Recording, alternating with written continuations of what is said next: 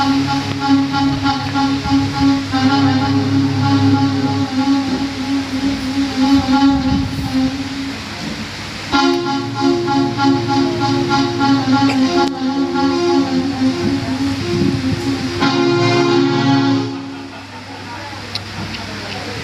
ಪತ್ರಕ್ಕೆ ತಮ್ಮ ಪ್ರತ್ಯುತ್ತರವೇನು ಆದರೂ ವೃದ್ಧ ಮನುಷ್ಯತ್ವದ ವಿನಾಶವೆಂದೇ ನಮ್ಮ ಸಿಕಂದರ್ ಪ್ರಭುಗಳ ಅಭಿಮತ. ನೀವಾಗಿಯೇ ಸಮರವನ್ನು ಆಹ್ವಾನಿಸಿ ನಿಮ್ಮ ಪ್ರಜೆಗಳನ್ನು ಹಿಂಸೆಯ ಮಡಿಲಿಗೆ ಹೌದು ರಾಯಭಾರಿ, ನಿಮ್ಮ ಸಿಕಂದರ್ ಪ್ರಭುಗಳ ಅಭಿಪ್ರಾಯವನ್ನ ನಾನು ಖಂಡಿತ ಅಲ್ಲದೆ ಅವರು ಹೇಗೆ ಕೇಳಿ ನಡೆಯಲು ನಮಗೆ ಬೇಕಾದದ್ದು ನಿಮ್ಮಂತಹ ವೀರಪುಂಗವರ ಸ್ನೇಹ ಸಂಘವಷ್ಟೇ. ಈ ನಮ್ಮ ಪರಸ್ಪರ ಮೈತ್ರಿಯೇ ಶಾಂತಿ ಸ್ಥಾಪನೆಗೆ ಸನ್ಮಾರ್ಗವಾಗಿದೆ. ನಿಮ್ಮಂತೆ ಭಾರತದ ಇತರೆ ರಾಜರುಗಳು ನಮ್ಮ ಪ್ರಭುಗಳಲ್ಲಿ ಸ್ನೇಹ ಸಂಧಾನ ಬಯಸಿದ್ದಲ್ಲಿ ಮುಂದಾಗುವ ಅನರ್ಥ ಪರಸ್ಪರಿಗೆ ಅವಕಾಶವಿರಲ್ಲ. ನಮ್ಮ ಭಾರತದ ಮೂಲೆ ಮೂಲೆಯಲ್ಲಿಯೂ ಗ್ರೀಕರ ಲಾಂಛನ ಹಾರಾಡಿಸಬೇಕೆಂಬುದೇ ನಮ್ಮ ಸಿಕಂದರ್ ಪ್ರಭು. ಅದಕ್ಕಾಗಿ ನನ್ನ ಕೈಲಾದ ಸೇವೆ ಸಲ್ಲಿಸಲು ಸಾಧ್ಯವಾದರೆ ನಿಮ್ಮ ಪ್ರಭುಗಳೊಂದಿಗೆ ಭೇಟಿ ಮಾಡಲು ಅವಕಾಶ ಕಲ್ಪಿಸಿಕೊಡಿ. ಆಗಲಿ, ನಿಮ್ಮ ನೆರೆಹೊರೆಯ ರಾಜರಿಗೂ ನಿಮ್ಮ ನಿರ್ಧಾರವನ್ನು ಅನುಮೋದಿಸುವಂತೆ ತಮ್ಮ ಮಾತಿನಲ್ಲಿ ಆಗಲಿ. ಆದರೆ ನನ್ನ ನಿರ್ಧಾರವನ್ನ ಸಮಸ್ತ ಭಾರತದ ಪ್ರಜೆಗಳೆಲ್ಲರೂ ಅಂಗೀಕರಿಸಿದರು. ನನ್ನ ಆಚರಣೆಯಲ್ಲಿ ಪೌರವ ಮಾತ್ರ ಕಿವಿಗೊಡಲಾರ. ಅಂತ ಶ್ರೀಮಂತ ಅರಸರನ್ನೇ ಹೇಳ ಹೆಸರಿಲ್ಲದಂತೆ ಮಾಡಬಲ್ಲ ಚಕಮಲ್ಲರು ನಮ್ಮ ಸಿಕಂದರ್ ಮಹಾಶಯರು. ನಮ್ಮ ವಿರಾಟ್ ಸೈನ್ಯದ ದಂಡಿಗೆ ಗಂಡು ಬಲಿಗಳ ಎದೆಯೇ ಅಲ್ಲಡಿಸಿ ಹೋಗಿದೆ. ಪರ್ಷಿಯಾದ ಕೇಳಿಯ ಸ್ಟೋರಿಯನ್ನೇ ಪರಾಭವಗೊಳಿಸಿ ಭೀಮ ಪರಾಕ್ರಮಿ ಎಂದು ಬಿರುದಾಂಕಿತರಾಗಿದ್ದಾರೆ. ಇರಲಿ, ನಾವಿನ್ನು ಬರೋಣವೇ ಅಗತ್ಯವಾಗಿ ನೀವಿನ್ನು ಹೊರಡಬಹುದು. ಹಾಗೆ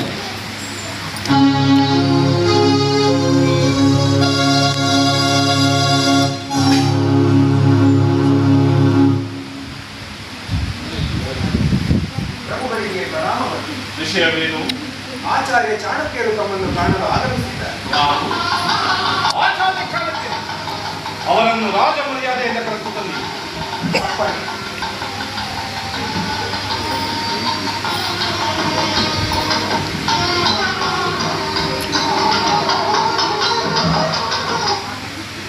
ಆಚಾರ್ಯ ಚಾಣಕ್ಯರಿಗೆ ಈ ಅಂಬಿಯ ಅನಂತ ಪ್ರಣಾಮಗಳು. ಪೀಠವನ್ನು ಅಲಕ್ಷಿಸಿ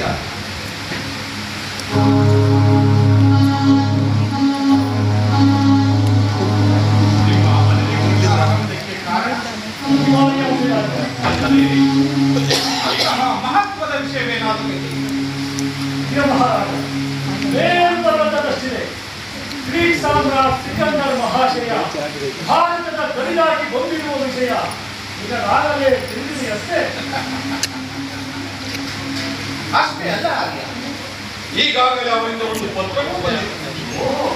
ಅದಾವ ಮಕ್ಕಳಿಯನ್ನು ಹೊತ್ತು ಬಂದಿತ್ತು ಆ ಶಕ್ತು ಸಿಕಂದರನ ಪತ್ರ. ಅದೇ ಅಕ್ಕಡಿಗ ಭರತ ಖಂಡದ ಮೇಲೆ ನಮ್ಮ ಗ್ರೀಕರ ಲಾಂಛನವನ್ನು ಹಾರಾಡಿಸಬೇಕಾಗಿದೆ. ಇದಕ್ಕೆ ಒಪ್ಪಿನದಲ್ಲಿ ದೇಹ ಸಂಧಾನೆ ಕಡಿಯುವುದು, ಇಲ್ಲವಾದಲ್ಲಿ ಸಮರ ಮುಖದಲ್ಲಿ ಸೈನಿಕರೊಡಗೂಡಿ ನಮ್ಮೊಡನೆ ಹೋರಾಡಿ ತಮ್ಮ ಸ್ವಾತಂತ್ರ್ಯವನ್ನು ಸಂರಕ್ಷಿಸಿಕೊಳ್ಳಬಹುದು ಎಂದು ಬರೆದಿತ್ತು. ಇಲ್ಲವೇ ಭೀಷಣ ರಣದರ್ಶನ.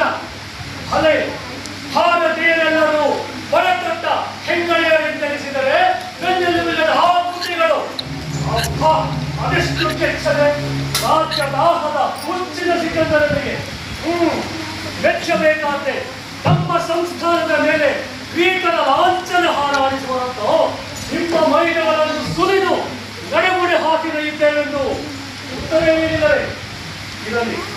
ಇವುಗಳಲ್ಲಿ ಯಾವುದನ್ನು ಅಂಗೀಕರಿಸಿ ಅಂದ್ರಿ? ಸಮರವನ್ನೋ ಅಥವಾ ಸತ್ಯ ರೂಪದ ಆಸ್ತಿಯನ್ನೋ?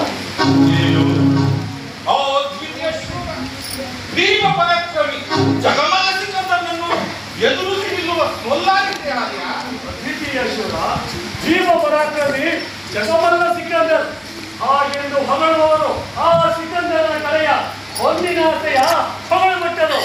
ಆದರೂ ಆ ರಣಪುರುಷನೊಂದಿಗೆ ಒಣಪೌರುಷ ತೋರಿ ನಾಶ ಎನ್ನುವುದಕ್ಕಿಂತ ಸದ್ಯ ಆಮಂತ್ರಣವೇ ಲೇಸವಾಗಿ ಹಸಿವ ಸಾಹಸಿಗಳೊಂದಿಗೆ ಸರಸ ಸಾವಿನೊಂದಿಗೆ ಸರಸವಲ್ಲವೇ? ಕ್ಷತ್ರಿಯರಾದವರಿಗೆ ಸರಸ ಸಮರ, ಸಾವಿನೊಂದಿಗೆ ಸರಸವೇ ಅಂದಾಗ ಸಮರ ಬೆಂಗಳೂರೇ ಹರಿಯುವ ರಕ್ತದ ಕಣಕಣವು ಕುಡಿತೆದ್ದು ನಿಲ್ಲಬೇಕು. ಸಮರದ ಕರೆ ಕೇಳಿದೊಡನೆ ಹೊರೆಯಿಂದ ಕಟ್ಟುವನ್ನು ಹೊರಗೆಳೆದು ಕರೆಯೇ ಬಿರಿಯುವಂತೆ ಬೇರಿಯನ್ನು ಬಾರಿಸಿ ಹಿಂದಿನಂತೆ ಬಿಡುವ ಈ ಖಡ್ಗಕ್ಕೆ ಆ ವಂಚಕರ ರಕ್ತ ಸೇಕರಣದಿಂದ ವಶವನ್ನಗೊಳಿಸಬೇಕು. ಆ ಶತ್ರು ಮತಾಂತರ ಮದ್ದನ ಕಾಲಿನಲ್ಲಿ ಬದ್ಧನಾಗಬೇಕು. ಅದಲ್ಲವೇ ಶಾಸ್ತ್ರವೀರನ ಲಕ್ಷಣ, ಅದಲ್ಲವೇ ಭಾರತೀಯ ವೀರಪುಂಗವನ ಕುಲಧರ್ಮ. ಅದನ್ನು ಬಿಟ್ಟು ಅಲ್ಪರಂತೆ ಸ್ವಲ್ಪವೂ ಆಲೋಚಿಸದೆ ಸಂಧಿಯ ಸಂಕಲ್ಪಕ್ಕೆ ಮನ ಮಾಡಿದೆಯ ಅಂಬಿ. ಈ ಸ್ನೇಹ ಸಂಧಿ ಅಲ್ಲದೆಯ ಜೀವಗಳೆಲ್ಲ ರಕ್ಷಾಕವಚವಷ್ಟೇ. ಇನ್ನಂತ ಶಾಸ್ತ್ರವೀರನಿಗೆ ಒಪ್ಪತಕ್ಕದಲ್ಲ, ಒಪ್ಪತಕ್ಕದಲ್ಲ. ಆದರೆ ಈ ಅಂಬಿಯನ್ನು ನಂಬಿರುವ ಅಸಂಖ್ಯಾತ ಸೈನಿಕರನ್ನು ಆತ್ಮಾರ್ಪಣೆ ವ್ಯಕ್ತಪಡಿಸದೆ ಪ್ರಜೆಗಳ ಅಕ್ಷಯವಾದ ಹದುಳಕ್ಕೆ ಒಡೆಯಲ್ಪಟ್ಟು ನೀಡದೆ ನಿರಪರಾಧಿಗಳಾದ ನನ್ನ ಯೋಧರನ್ನು ಶತ್ರುವಿನ ದಾಹಪೀಡಿತವಾದ ಖಡ್ಗ ಪಂಪಿಸಿ ರಕ್ತದ ಪ್ರವಾಹದಲ್ಲಿ ಮುಳುಗಿಸದೆ ಹೇಳಿ ಆಚಾರ್ಯರೇ, ಹೇಳಿ ಈ ಸಂಧಿಯ ನೆಪ ಸ್ನೇಹ, ಶಾಂತಿ, ಆಕಾಂಕ್ಷೆ ಇದ್ದಷ್ಟೇ. ಓಹೋ, ಸ್ನೇಹ ಶಾಂತಿ ಆಕಾಂಕ್ಷೆಯಿಂದ ಒಬ್ಬನಾರೆ ಈ ನಿನ್ನ ಭೌತಿಕ ದೇಹದ ರಕ್ಷಣೆಗೆಂದು ಬದುಕಬೇಕೆಂಬ ಹುಚ್ಚು ಹಂಬಲದಿಂದ, ಅಂಧ ವ್ಯಾಮೋಹದಿಂದ ಆ ಮನಾಂಧ ಸಿಕಂದರ ರಾಜ್ಯಭಾಗವನ್ನು ಈಡೇರಿಸಿಕೊಡುವೆಯ ಅಂಬರಾಜ. ಎಂದಾದ ಒಂದು ದಿನ ಸುರಗಾಡಿನ ಚಿತೆಯೇರಿ ಮುರಿದು ಕೂಲಿಯಾಗಿ ಕುಳಿಮಣ್ಣಿನಲ್ಲಿ ಬೆರೆತು ಹೋಗುವ ಈ ಅನಿತ್ಯ ಅಶಾಶ್ವತ ಮೊದಲಿನ ಮೇಲೆ ಇಷ್ಟು ವ್ಯಾಮೋಹ. ಸ್ನೇಹ ಯಾರೊಡನೆ ಸ್ನೇಹ ಅಂಬಿ ಸಮರ್ಥ ನಾನೆಂದು ಅನರ್ಥ ಪರಂಪರೆಯ ಮೂಲ ಹೇತುವಾಗಿ ಸ್ವಾರ್ಥ ಸಾಧಿಸುತ್ತಿರುವ ಆ ಸಿಕಂದರನಲ್ಲಿ ಸ್ನೇಹ. ಬೇಡದೊರೆಯ ಬೇಡ ನಿನ್ನ ಬಾಹ್ಯ ಕಣ್ಣುಗಳನ್ನು ಮುಚ್ಚಿ ಅಂತಶ್ಚಕ್ಷುಗಳನ್ನು ಮುಚ್ಚಿ ನೋಡು. ನಿನ್ನ ಅಂತರಂಗದ ಹೊರಕಂಡದಿಂದ ಈ ಭಾರತಾಂಬೆಯ ಭಕ್ತಾಂಗಗಳನ್ನು ನೋಡು. ಸರ್ವನಾಶದ ಮೂಲ ಹೇತುವಾದ ದಾಸ್ಯ ಕೂಮಕೇತುವನ್ನು ಶುದ್ಧರಾಸಿ ಕೆಡೆ ಮಾಡಿಕೊಟ್ಟು ದೇಶವನ್ನು ದೌರ್ಜನ್ಯದ ದವಡೆಯಲ್ಲಿ ದೂರದಿರು ಅಭಿರಾಜ, ದೂರದಿರು. ಆಚಾರ್ಯರೇ, ನನ್ನ ಮಾತಿನ ಅರ್ಥವನ್ನು ಅರ್ಥೈಸಿಕೊಳ್ಳದೆ ವೃದ್ಧ ಆವೇಶ ಭರಿತರಾಗುವುದು ವ್ಯರ್ಥ. ಈಗಾಗಲೇ ಆ ಸಿಕಂದರನನ್ನು ಪ್ರತಿಭಟಿಸಲು ಗಡಿನಾಡಿನ ಪರಾಕ್ರಮ ಗತಿ ಏನಾಯಿತು ತಮ್ಮ ಅವಗಾಹನೆಗೆ ಭಾರತೀಯರಾದ ಅವರು ತಮ್ಮ ಕರ್ತವ್ಯವೇನೆಂಬುದನ್ನು ಅರಿತಿದ್ದಾರೆ. ಅರಿತಿರುವವರೇ ಅವಿವೇಕಿಗಳಂತೆ ಹೋರಾಡಿ ಕಾಲಮುಖಿಗೀಡಾಗಿದ್ದಾರೆ. ಅದನ್ನು ಬಲಿರ ರಾಜ ಚೆನ್ನಾಗಿ ಬಲ್ಲೆ, ಆದರೆ ಅವರು ಸೋತರು, ಸತ್ತರು. ಭಾರತದ ಇತಿಹಾಸದ ವಜ್ರ ಸಂಪುಟದಲ್ಲಿ ಸುವರ್ಣಾಕ್ಷರಗಳಿಂದ ಬರೆದಿರುವಂತೆ ಮರವಾಗಿ ಬೆಳೆದು ಹೋಗಿದ್ದಾರೆ.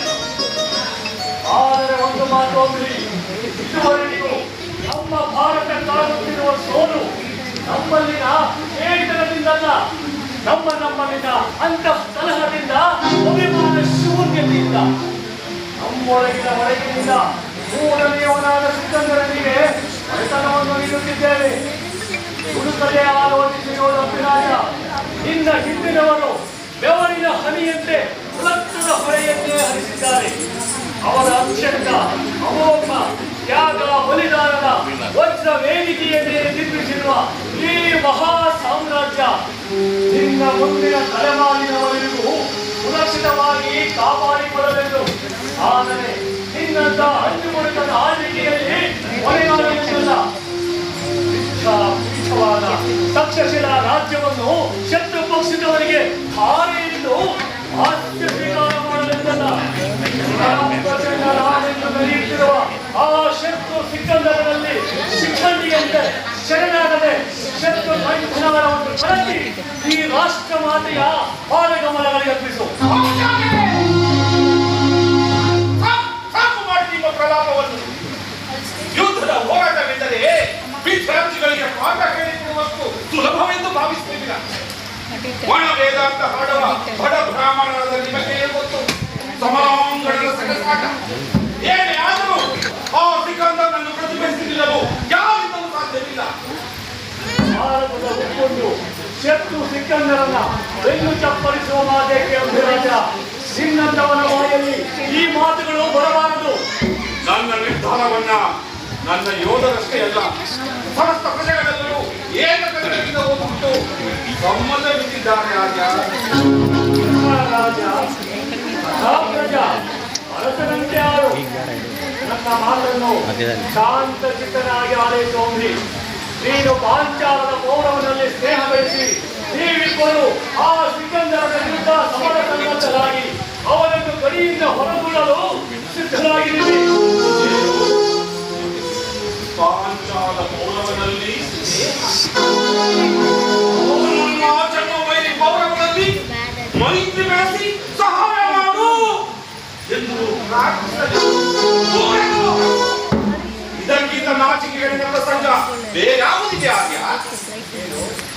ಇನ್ನು ವೈರಿಯಾದದು ಭಾರತೀಯನೇ ಆದ ಪೌರವನಲ್ಲಿ ಸ್ನೇಹ ಬೆಳೆಸುವುದು ನಿನಗೆ ನಾಚಿಕೆಗೇಡಾದರೆ ಪರಕೀಯನಾದ ಭಾರತದ ವೈರಿಯಾದ ಆ ಶತ್ರು ಸಿಕಂದರನಲ್ಲಿ ಶರಣಾಗುವುದು ಇನ್ನೂ ನಾಚಿಕೆಗೇಡಲ್ಲದೆ. ನಿಮ್ಮಲ್ಲಿನ ದೇಶಕ್ಕಾಗಿ ದೇಶವನ್ನು ಪರಕೀಯನ ಪಾಲು ಮಾಡಿ ಪರಭೂತದ ಕೊಳೆಯ ಪಾತಾಳಕ್ಕೆ ದೂಡಿದಿರ. ನಿಮ್ಮಿಬ್ಬರ ಈರ್ಷೆ ದ್ವೇಷ ಅಸೂಯೆಯಿಂದ ಪೌರವನೊಬ್ಬರ ನಾಶವಲ್ಲ ಮಹಾರಾಜ, ಸಮಗ್ರ ಭಾರತ ವರ್ಷವೇ ಸರ್ವನಾಶವಾಗಿತ್ತು. ಆದ್ದರಿಂದ ಜಾತಿ ಮತ ದ್ವೇಷ ಅಸೂಯೆಗಳೆಲ್ಲವನ್ನು ಬದಿಗೊತ್ತಿ ಕತ್ತು ಹಿಡಿದು ಸಮರ ಸಿದ್ಧತೆಯ ಕ್ರಾಂತಿ ಕಹಳೆಯನ್ನು ಬೆಳಗಿದಿರಿ. ಅಂಗಸಂತೆ ಅಟಲ ನಿದ್ರೆಯನ್ನು ಸೇರಿ ಎಚ್ಚೆತ್ತು ಮೇಲೇರಿ ಎಚ್ಚರಿಕೆಯ ದಾಳಿ ಪಾಂಚಾಲನ ಪೌರವನಲ್ಲಿ ಸ್ನೇಹ ಬೆಳೆಸಿ ಪ್ರಪಂಚವೇ ಪ್ರಕಂಪಿಸುವಂತೆ ರಣದುಂದುಮೆಯನ್ನು ಹೋರ್ಗರಿಸಿರಿ. ಆಚಾರ್ಯರೇ, ಮಾತು ಮಾತಿಗೂ ನನ್ನ ಶತ್ರು ಪೌರವನನ್ನು ಹೊಗಳಿ ಹೊಗಳಿ ನನ್ನ ಘನತೆಯನ್ನು ಹೇಳುವುದಿದ್ದರೆ ನೇರವಾಗಿ ಇಲ್ಲದಿದ್ದರೆ ಬಂದ ದಾಳಿಯನ್ನು ಹಿಡಿಯಿರಿ. ನಿನ್ನನ್ನು ದೊರೆ ಎನ್ನುವುದಕ್ಕಿಂತ ಈ ಧರೆಗೆ ಹೊರೆ ಎನ್ನುವುದೇ ಮೇಲು. ಏನಂದ್ರಿ? ಮತ್ತೊಮ್ಮೆ ಮಾತನಾಡಿದರೆ ನಿಮ್ಮ ದಾಳಿಗೆ ಕತ್ತರಿಸಿದೇನು? ಎಚ್ಚರ! ನನ್ನಿಂದ ನಮಗೆ ಗೌರವ ದೊರೆಯಬೇಕಾದರೆ ಏನು? ನಿಮ್ಮಿಂದ ನನಗೆ ಗೌರವ? ನಿನ್ನಂತ ಕೆಂಬೇಡಿಯಿಂದ ನಾನು ಗೌರವವನ್ನು ಸ್ವೀಕರಿಸಿದರೆ ನನ್ನ ಘನತೆಗೆ ಉದ್ದೇಶಪಟ್ಟಿತು.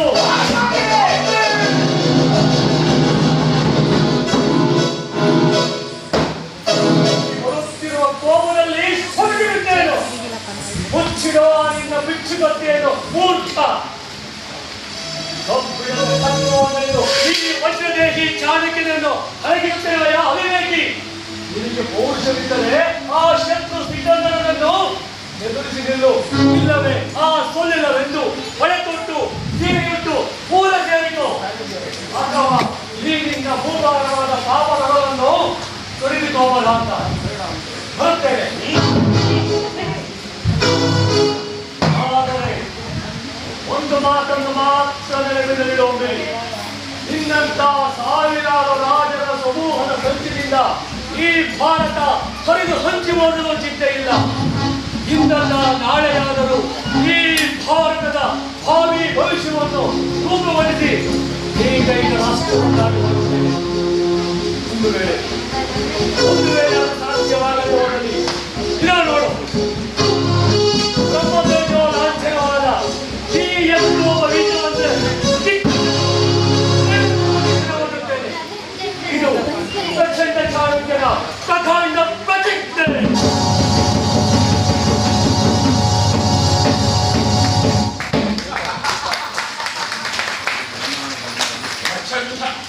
ಪ್ರಚಂಡ ಚಾಣಕ್ಯನ ಪ್ರತಿಜ್ಞೆ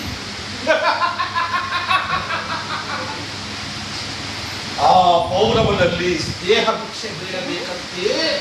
ಸ್ನೇಹ ಭಿಕ್ಷೆ ನಾಳೆ ಆ ಪೌರವನೇ ಸಿಕ್ಕಂತನೆದುರು ಜೀವ ಭಿಕ್ಷೆ ಬೇಡುವುದನ್ನ ನೋಡುವುದಿದ್ದೆ. ಹೋಗಿ ಹೋಗಿ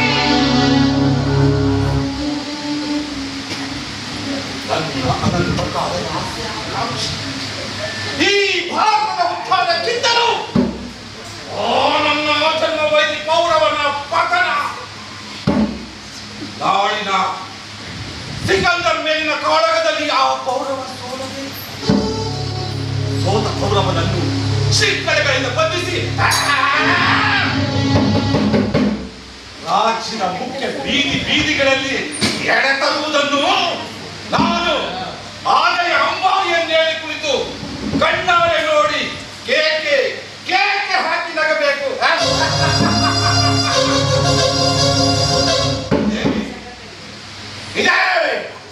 ಇದೇ ಈ ಅಂಬಿಯ ಪ್ರತಿಜ್ಞೆ.